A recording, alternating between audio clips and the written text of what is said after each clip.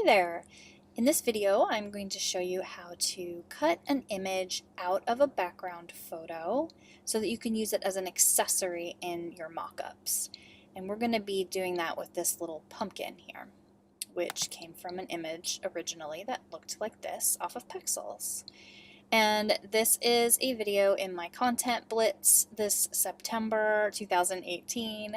For most of the rest of this month, I'll be doing videos every day, and then I'm probably leading into a challenge and then kicking off launch of my new Mockups course, Mockups for Makers, where you'll learn to use Photoshop to create mockups for your shop. And I hope you enjoy this tutorial. This is a really useful thing to be able to do to create a quick holiday image when you don't have time to take your own photos. So I went onto Pexels.com and I searched for pumpkin, and I was looking for a pumpkin like this that was single, alone, by itself, and shot directly from the front, because I knew I was going to be putting it next to my mug, which is also shot directly from the front. So here's what we will do to make this happen. So you have your background image, and first thing we want to do is cut this out of the background. I often use the pen tool for that, but there are occasions when the image is set up just perfectly to be able to use the built-in selection tool that is much, much faster. You just have to have just the right tonal kind of background versus the color of the item in front. And it really is just trial and error. I would say anytime you want to cut something out, try using this tool first before you switch to the pen tool. So this is called this quick selection tool. It's over here in the tools palette. There's also the magic wand tool in there, but we're doing quick selection tool. And all we have to do is click in here, and I see it just selected a tiny circle. But if I drag a little bit, it selected the entire orange area instantly. And then we want to move up into the stem. I can do the same thing, and just a couple clicks and the entire thing is selected. So easy. So then now that it's selected, we can copy it, edit, copy, or use your keyboard commands, and then hit edit, paste, and it pastes it onto a new layer. And if I hide the background, we can see it's all by itself. So just to make this a little easier to see, I'm going to go and click on the layer underneath it, and I'm going to make a new layer above that by clicking the little create new layer icon down here in the layers palette. I'm just going to fill it with black just so we can see our outline. Now the edges, if we were to zoom in, maybe you can see the edges are looking a little choppy, and there's a bit of a gray fringe happening from what was the background color of the original image. So to get rid of that, what we want to do is select our pumpkin again, and we can do that by clicking option, is it option or command?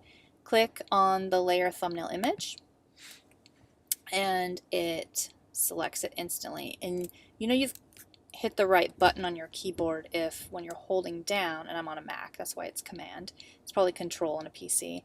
Your little hand icon gets a box next to it with a dashed line. So that's showing you that, oh, you want to select this item. You want to have your dashed lines around it. So that's how you know you've done it right. And then what this is doing is it's selecting all of the pixels in here that we have. But we want to get rid of like the outside 1 or 2 pixels, like that little bit of gray that's around the outside. So I want to modify my selection to shrink it just a tiny bit. I'm going to shrink it by 1 or 2 pixels so that I can just delete the extra outside light gray pixels. So let's do that. Select, modify, contract, that means shrink, and I just have 2 in here, so I'm going to hit OK. Okay, you can't really tell, but our selection did scooch in a little bit. Maybe if I zoom in, you'll be able to see. Yeah, you can see kind of that here's our new selection, and then there's a couple pixels outside of that. So to delete the unwanted pixels, the pixels all around the pumpkin, we need to select the area all around the pumpkin. If I hit delete right now, our pumpkin will disappear because the pumpkin is selected. So we need to select the inverse of that. So we go up to select, inverse, and then we'll just hit delete on my keyboard. You can't tell that anything happened, but it did. It has a cleaner selection in there. Now I'm going to hide this black layer because it's a little stark and make a new layer, and I'm going to fill it with white. I'm just using my keyboard commands to do that, but you can always just go up to Edit, Fill, and choose from in there. So this is already looking really great, but I like to add a little dimension to the outside of my pumpkin, and I also like to add a drop shadow. So let's do that. So we have our pumpkin layer. I'm going to name it Pumpkin. And I'm going to make a new layer above that. Now remember how we selected the pumpkin before? Well, we're going to be using that and here again. And what we're going to do is we're going to get a big dark brush.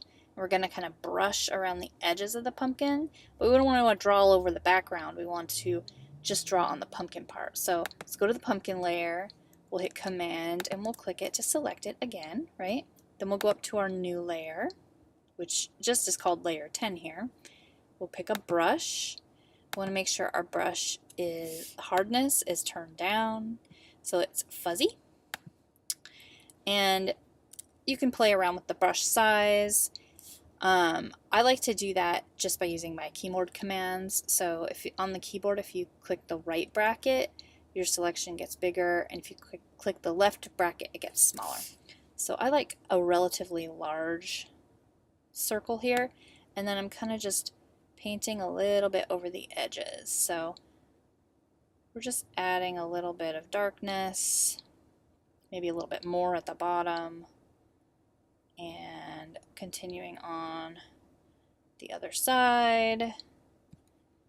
I think I wanted it a little bit darker over here. And then up here close to the stem, I'm going to just make it a little smaller.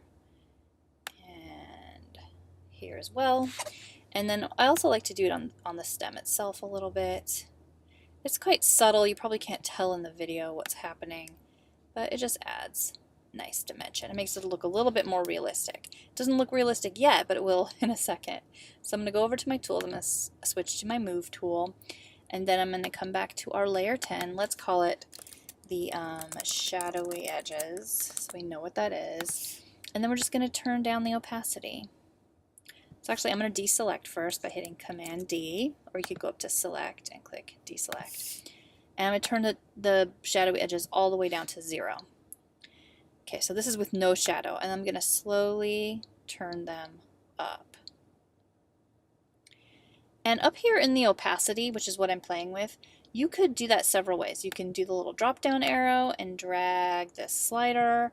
You could type a number in here, but if you actually just hover your mouse over the word opacity, it gets a little pointer with arrows pointing left and right, and that adjusts the number inside the box here.